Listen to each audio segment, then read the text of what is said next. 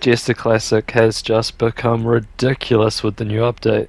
It's got infinite wheel spin now, so what you want to do to get this is go put the low grip tyres on at Howe's special custom works, which is at the Los Santos car meet.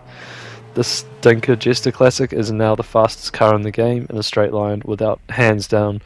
At Los Santos Customs you can't put the low grip tyres on, as you can see, so what you want to do is make your ways to Los Santos Customs and look at this thing. It's just ridiculous.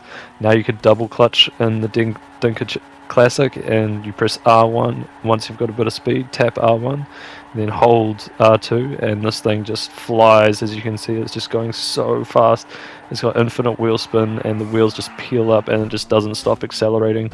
As you see, it just goes so fast at the end there. I'm just spinning out. It becomes difficult to actually handle.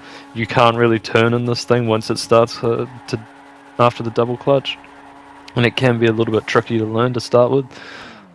You basically want to start going at maybe 20 miles an hour, and then once you want to let go of the acceleration, just tap R1 on the handbrake, and then continue accelerating, and then the wheel spin will start, and it'll just keep going, just keep accelerating. There used to be this trick on the rat truck, and now with the update it's on this drift car, which is just awesome. As you can see, it's so fast. I got friggin' launched out of the whole airport. I was going so ridiculously fast. It's just so fun to drive now as well.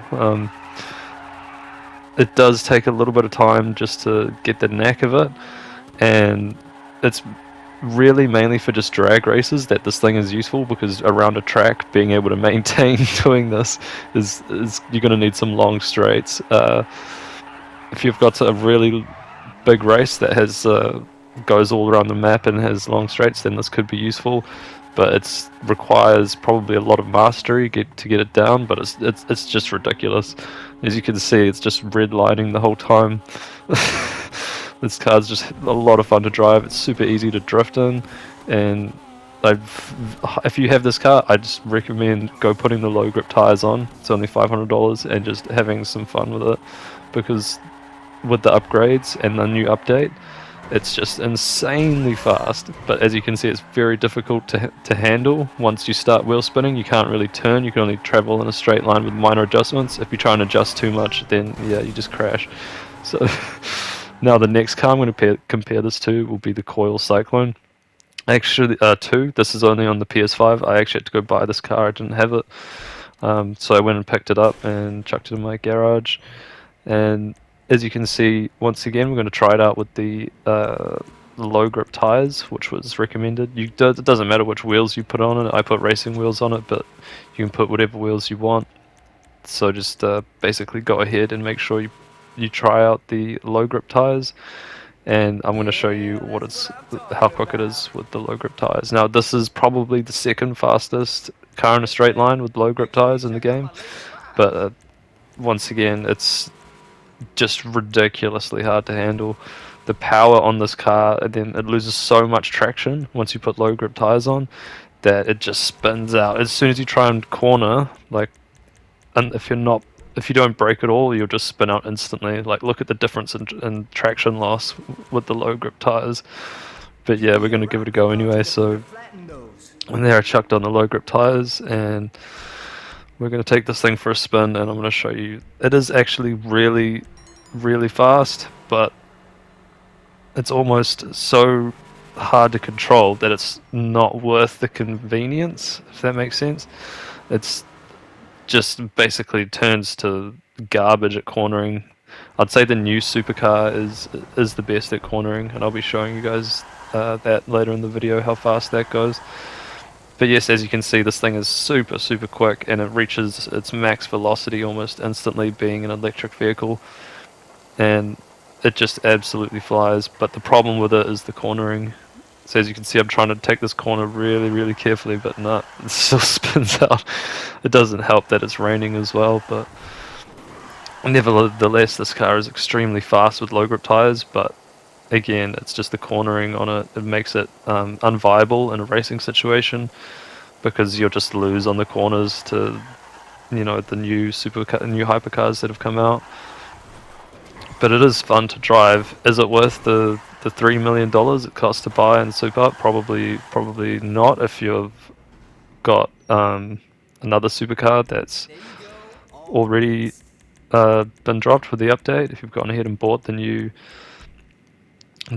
fastest car there, then I'd definitely recommend not getting this. But we'll try with the bulletproof tires, and I'll show you that it's probably better just to keep the bulletproof tires on because it's just more convenient. And even with the bulletproof tires, it's still not the best at cornering, but it's just the insane acceleration, the insane speed. Because it's the PS5 version, it can load faster. The game can load faster, so they've been able to bring out cars that are faster than cars you can get in the PS4 version. So as you can see, you can sort of manage cornering a bit better with the standard or bulletproof tires.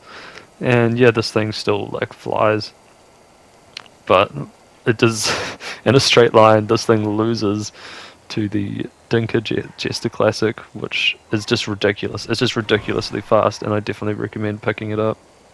So yeah, the LM87, Benefactor LM87 is probably the fastest car, I would say, around a track with many corners on it now with the Criminal Enterprises update. But yes, I definitely, if you have the money, I recommend getting basically all three of these cars because they're so cool.